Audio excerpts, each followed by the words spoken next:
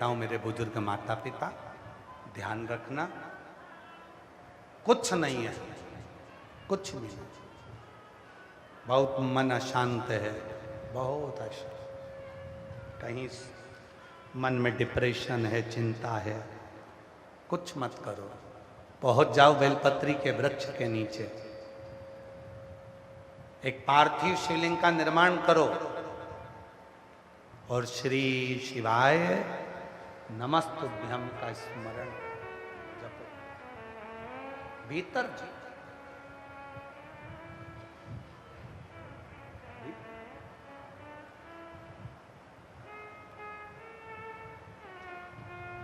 सबके सामने अगर मंत्र जप रहे हो, सब लोग देख रहे हैं, तो मौन होकर मंत्र जपो।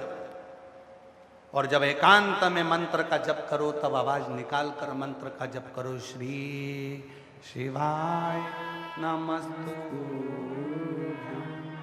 श्री शिवाय नमस्तुभ्यं, श्री शिवाय नमस्तुभ्यं, श्री शिवाय नमस्तुभ्यं। उस मंत्र का उच्चारण करें। ये शरणागति का वो मंत्र है कि जो जीवन में मनुष्य को सुख प्रदान करे।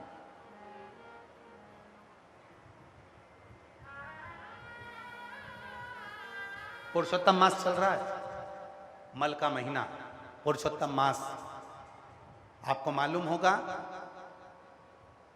12 महीने में 1 महीना अधिक कर दिया था हिरण्यकशिपु को मारने के लिए। वो हिरण्यकशिपु जो वर मांग लेता है ब्रह्मदेव से, ना नीचे मरूं, ना ऊपर मरूं, ना अंदर मरूं, ना बाहर मरूं, ना अस्त्र से मरूं, ना शस्त्र से मरूं, ना दिन में मरूं, ना रात में मरूं, ना नर से मरूं, ना पशु से मरूं, ना 12 महीने में मरूं। भगवान ने उसको वर दे दिया था, तथास्तु। तो ना दिन में मारा, ना रात में, संध्या के समय पर प्रदोष काल में मारा। ना नर से मरा, ना पशु से, तो नरसिंह बनकर भगवान आए।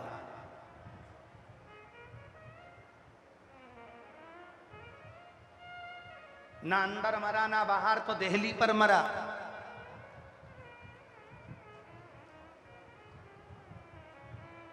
न शस्त्र से, ना अस्त्र से, तो नख से मरा। ना 12 महीने में मरूं, तो 1 महीना अधिक कर दिया और अधिक मास में मरा, पुरुषोत्तम मास में अधिक मास,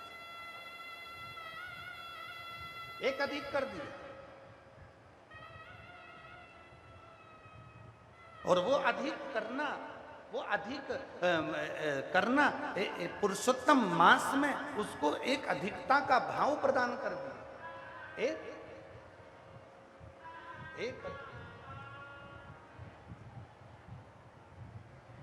एक अधिक।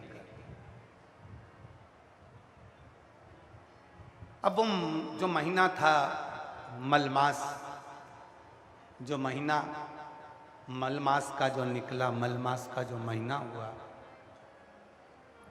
जिसमें हिरण्यकशिपु मरा था, उस महीने को किसी ने स्वीकार नहीं करा।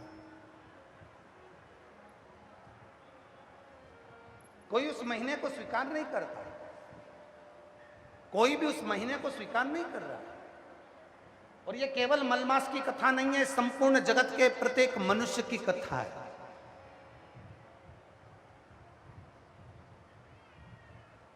जब तक आपके पास में कुछ भी नहीं होगा ना, कोई स्वीकार नहीं करेगा आपको, कोई नहीं जानता, कोई स्वीकार नहीं करता। उस मलमास को कोई स्वीकार नहीं कर,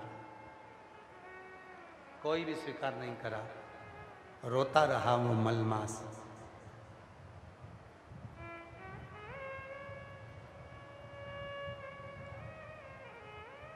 जब जब मलमास नरसिंह भगवान के सामने जाता था, तब नरसिंह भगवान का क्रोध उस मलमास को देखकर और बढ़ जाता था। उनको लगता था कि अभी हिरण्यकशिपु जीवित है। उनको यह महसूस होता था कि हिरण्यकशिपु अभी जीवित है। भगवान ने देखा कि ये तो बार बार क्रोध बढ़ रहा, मलमास को पीछे हटाया। भगवान शंकर के पास देवता गए, हाथ जोड़कर विनय करा, आप इस नरसिंह भगवान के क्रोध को शांत करो। तब भगवान शंकर ने शरम्ब पक्षी का रूप धारण कर लिया। पक्षी का रूप धरकर भगवान शरम्ब पक्षी का रूप रखकर भगवान शंकर उड़ते उड़ते गए और नरसिंह भगवान को पंजे में पकड़कर अलखनंदा नदी में ले जाकर छोड़ दिया। नरसिंह भगवान को अलखनंदा नदी में ले जाकर छोड़ा। उसी नदी में नरसिंह भगवान समाधि में लीन हो गए, क्रोध शांत हो गया। लक्ष्मी जी उनको ले जाने लगी। तब नरसिंह शिला के रूप में अलखनंदा नदी में आज भी नरसिंह भगवान वहाँ पर विराजित हो गए। आप लोग बद्रीनाथ गए होंगे तो बद्रीनाथ जी के पुल पे से जब बद्रीनाथ मंदिर के लिए जाते हैं तो पुल पे से जहाँ ताप्त कुंड है, गर्म पानी जहाँ आता है, उसी के नीचे जब अलखनंदा नदी में एक बड़ी सी शिला का दर्शन करेंगे तो उस शिला का नाम है नरसिंह शिला।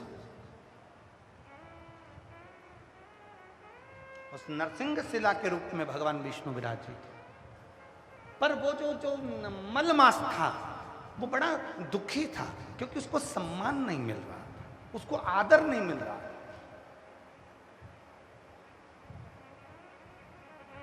ब्रह्मलोक में गया, ब्रह्मा जी ने बाहर कर दिया। इंद्रलोक में गया तो इंद्र ने बाहर कर दिया। गरुण लोक में गया तो गरुण ने बाहर कर दिया। वरुण लोक में गया तो वरुण में बाहर कर दिया।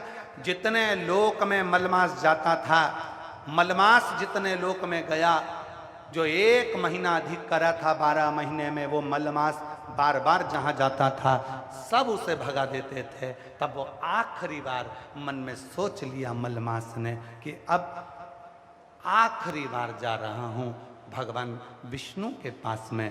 तब भगवान नारायण विश्राम कर रहे थे। शेषनाग ने देख लिया मलमास को। मलमास ने शेषनाग भगवान को प्रणाम करा। शेषनाग जी, मैं बहुत दुखी हूँ क्योंकि मैं मलमास हूँ, मुझे कोई स्वीकार नहीं करता। लोग मुझसे ईर्ष्या करते हैं, नफरत करते हैं, लोग मुझे प्रणाम नहीं करते, लोग मेरा मुंह देखना पसंद नहीं करते, लोग मुझे पूछते नहीं हैं क्योंकि मैं मलमास हूँ। शेषनाग जी ने पूछा, तू मलमास? हाँ। तो तुझे तो लोगों को प्रणाम करना चाहिए क्योंकि तूने देवताओं का काम किया।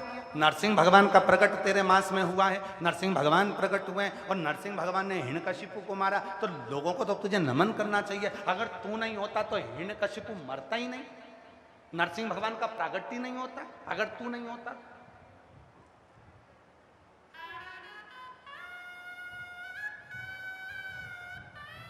शिव पुराण की यह पुरुषोत्तम मास की कथा प्रत्येक मनुष्य को सुनना चाहिए। प्रत्येक मनुष्य।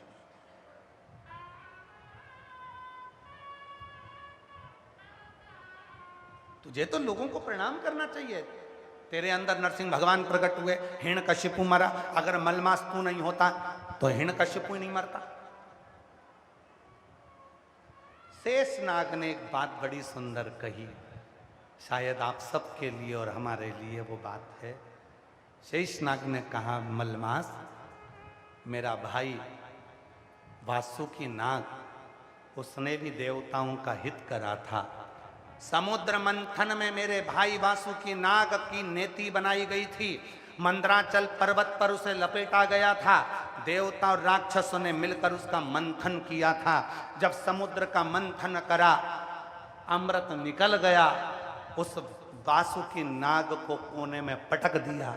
कोई ने उसको नहीं देखा, कोई ने उसको अमृत नहीं पिलाया, कोई ने उसको दवा नहीं कराई, किसी ने उसका आदर नहीं करा। मलमास, मुझे लगता है तेरे साथ भी वही हुआ है, क्योंकि ये दुनिया की रीति है।